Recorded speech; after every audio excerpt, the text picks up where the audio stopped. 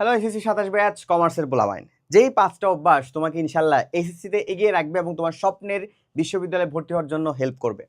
So সেই 5টা বিষয় নিয়ে তোমার সাথে আজকে কথা বলবো। এই হ্যাবিটগুলো যদি এখন থেকে একটু বিল্ড আপ করতে পারো, যেগুলো তুমি ফার্স্ট ইয়ারে করতে পারো নাই, সেগুলো যদি এখন থেকে বিল্ড আপ করতে পারো তাহলে একটা ভালো রেজাল্ট তোমার অবশ্যই আসবে। নাম্বার 1 হচ্ছে কি ভাইয়া, বোর্ড কোশ্চেনকে প্রায়োরিটি দেওয়া। তোমার অবশ্যই মেইন আউটপুট হচ্ছে ভাইয়া তুমি বোর্ড কোশ্চেন অ্যানালাইসিস করতে পারছো কিনা। দেখো, তুমি কলেজের কোশ্চেন পড়ে হয়তো বা তোমার অনেক সময় কঠিন লাগতে পারে, যে তুমি ধরো বিভিন্ন কলেজের কোশ্চেন যখন দেখবা, ধরো নটর ডেমের কোশ্চেন দেখবা বা ভিকারনেসের কোশ্চেন দেখবা বা কিংবা আইডিয়াল কলেজের কোশ্চেন যখন দেখবা, ওইখানে আসলে কোশ্চেনগুলো করা হয় স্টুডেন্টদেরকে ফেল করার জন্য বা ভয় পাওয়ানোর জন্য। কিন্তু তোমার আলটিমেট গোল হচ্ছে ভাইয়া তুমি বোর্ডের ট্রেন বুঝতেছো কিনা। হ্যাঁ, বোর্ডের ট্রেন বুঝতেছো কিনা, বোর্ডের তোমার স্টাইল বুঝতেছো কিনা, এটা হচ্ছে তোমার আলটিমেট আউটপুট। এবং তোমার পরীক্ষায় কি স্টাইল আসবে, ঘুরে ফিরে দেখবা বোর্ড স্টাইলে আসবে। হ্যাঁ, তোমার তার নটরডেম স্টাইলে কোশ্চেন আসবে না। আর কমার্সের ক্ষেত্রে বিষয়টা আরো সহজ, ঘুরে ফিরে সেম কোশ্চেন রিপিট হয়, খালি নাম পাল্টাই দেয়, করিমের জায়গায় রহিম দেয়, রহিমের জায়গায় করিম দেয়, দ্যাটস ইট, আর কিছুই না। সো সেক্ষেত্রে অবশ্যই এখন থেকে এই অভ্যাসটা করতে হবে যে প্রতিদিন মিনিমাম 1 থেকে 1.5 ঘন্টা বোর্ড কোশ্চেন সলভিং এর মধ্যে রাখতে হবে নিজেকে। ঠিক আছে?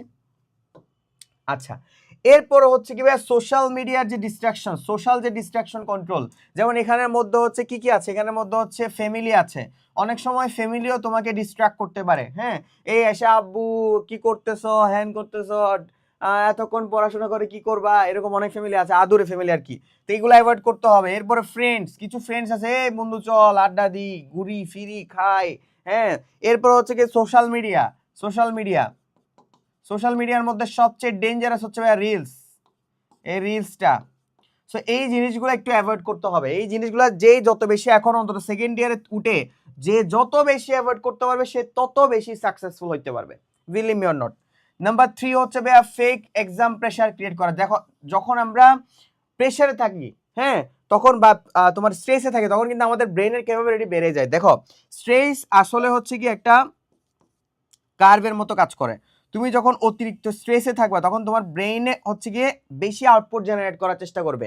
যখন তুমি লেসে থাকবা, হ্যাঁ, তখন কিন্তু খুব বেশি কি প্রেশার না থাকলে তখন ব্রেইন ওর 100% ক্যাপাবিলিটি দিতে পারে না। ওই জন্য ফেক এক্সাম প্রেশার ক্রিয়েট করবা, যে তুমি মনে করবে তোমার সামনের সপ্তাহে তোমার এসএসসি পরীক্ষা, তাহলে তুমি ওটা যদি হইতো তুমি কি করতা, তুমি প্রতিদিন মিনিমাম 10 থেকে 15 ঘন্টা পড়াশোনা করতা। হ্যাঁ, ভালো মতো কোয়ালিটিফুল পড়াশোনা করতা। সেইভাবে ফেক এক্সাম প্রেশার ক্রিয়েট করবা।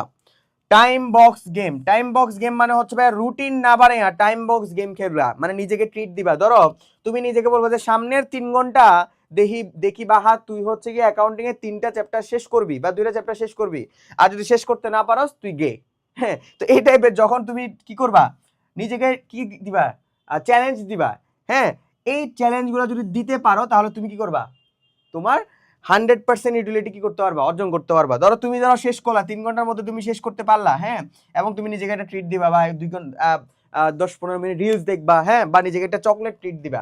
তো টাইম বক্স গেমের মধ্যে হচ্ছে গিয়ে যে সামনের 2 ঘন্টার মধ্যে এটা আমি শেষ করবই, সামনের 3 ঘন্টার মধ্যে এই এমসিকিউ 300টা এমসিকিউ আমি শেষ করবই, এরকম যখন টাইম বক্স গেম যখন খেলবা তখন তোমার পড়াটা একটা চ্যালেঞ্জ হিসেবে আসবে, এবং চ্যালেঞ্জ হিসেবে যখন নিবে তোমার ব্রেন, সেটা অটোমেটিকলি একটা ভালো আউটপুট জেনারেট করতে পারবে। এরপর হচ্ছে focus on quality not quantity. অনেক শিক্ষার্থী জিজ্ঞেস করে যে ভাইয়া কত ঘন্টা পড়বো, 10 ঘন্টা পড়বো, 15 ঘন্টা পড়বো, 12 ঘন্টা পড়বো। ভাই কত ঘন্টা পড়বি depends on you. Quality fact, quantity fact না ভাই। কোয়ান্টিটি দিয়ে কোনো কিছু কাজে আসবে না।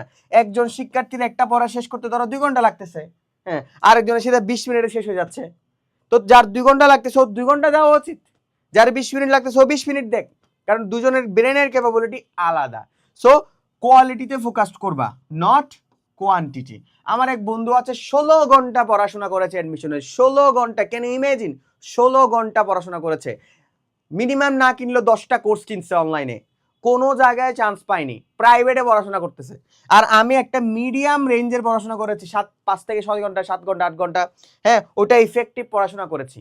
সো ওই জন্য এখন থেকে বোর্ড কোশ্চেনকে প্রায়োরিটি দিবা, সোশ্যাল মিডিয়া ডিস্ট্রাকশনস থেকে নিজেকে অ্যাভয়েড রাখবা, ফেক প্রেশার ক্রিয়েট করবা, টাইম বক্স গেম খেলবা, এবং সবসময় কোয়ালিটিতে ফোকাস করবা। এই 5টা অভ্যাস যদি নিজের মধ্যে এখন থেকে বিল্ড আপ করতে পারো, একাডেমিকও ভালো হবে, অ্যাডমিশনও ভালো হবে। আর যাদের একাডেমিকের অবস্থা ভালো না, তোমরা চাইলে একাডেমিকটা অ্যাডমিশন কোর্সটা এনরোল করতে পারো, কারণ তোমার এখন অ্যাডমিশন নিয়ে ভাবা দরকার উইথ একাডেমিক। তোমাকে এখন অ্যাডমিশন নিয়ে ভাবা দরকার, কারণ তোমার একাডেমিকের পরেই 2 থেকে 3 মাসের পরে ঢাকা বিশ্ববিদ্যালয়ে ভর্তি পরীক্ষা, 1.5 মাসের মাথায় ভিউপির ভর্তি পরীক্ষা।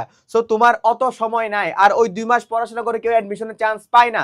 তাই এখন থেকে একাডেমিকটা অ্যাডমিশন কোর্সে ভর্তি হলে তোমার অবশ্যই একটা ভালো আউটপুট জেনারেট হবে। কারণ তুমি যদি এখন শুধু একাডেমিক নিয়ে দৌড়াও, ওই 2 মাস যখন কোচিং নিয়ে দৌড়াবা, তখন আসলে ভালো আউটপুট আসবে না। আমি আমার সেকেন্ড ইয়ার থেকে অ্যাডমিশনের প্রিপারেশন শুরু করেছিলাম, এবং যারা সেকেন্ড ইয়ার থেকে অ্যাডমিশন প্রিপারেশন শুরু করে তারাই ভালো করতে পারে। টু বি অনেস্ট, আমি এমন কোনো স্টুডেন্ট দেখি নাই যে 2 মাস পড়াশোনা করে সে ভালো রেজাল্ট করেছে বা ভালো পাবলিক ইউনিভার্সিটিতে চান্স পেয়েছে। হ্যাঁ, গুচ্ছতে পড়তেছে বা অন্যান্য পাবলিক বিশ্ববিদ্যালয়ে পড়তেছে, কিন্তু সে ঢাকা ইউনিভার্সিটিতে পড়তে পারে নাই। ঢাকা ইউনিভার্সিটিতে কারাই পড়তে পারতেছে? যারা হচ্ছে ইন্টার থেকেই কি করতেছে, তোমার অ্যাডমিশনের প্রিপারেশন নিয়েছে। সো কোর্সে ভর্তি হওয়ার জন্য এখনই ভিজিট করো হালকা ওয়েবসাইট। আসসালামু আলাইকুম।